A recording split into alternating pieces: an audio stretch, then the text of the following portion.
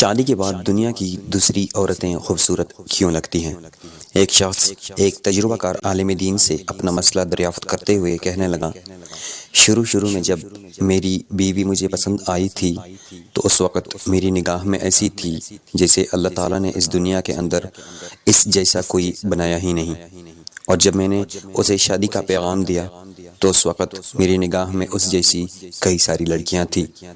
پھر جب میں نے اس سے شادی کر لی تو اس وقت اس سے زیادہ خوبصورت کئی لڑکیاں میری نظر سے گزریں۔ شادی کے چند سال گزرنے کے بعد مجھے ایسا لگنے لگا کہ دنیا کی تمام عورتیں میری بیوی سے زیادہ خوبصورت ہیں۔ شیخ نے کہا، کیا میں تمہیں اس سے بھی زیادہ عجیب و غریب چیز نہ بتاؤں؟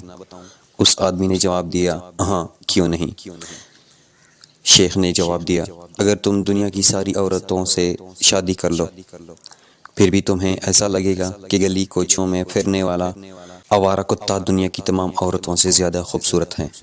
آدمی ہلکی سی مسکراہٹ کے ساتھ کہنے لگا، حضرت آپ ایسا کیوں کہہ رہے ہیں؟ حضرت نے جواب دیا، اصل پریشانی تمہاری بیوی میں نہیں بلکہ اصل پریشانی یہ ہے کہ جب انسان کا دل لالچی ہو جائے، اس کی نگاہیں ادھر ادھر بھٹکنے لگیں اور انسان شرم و حیا سے عاری ہو جائے تو قبر کی مٹی کے سوا اور کوئی بھی چیز اس کی آنکھوں کو نہیں بھر سکتی۔ سنو، تمہاری پریشانی یہ ہے کہ تم نگاہیں نیچے نہیں رکھ سکتے۔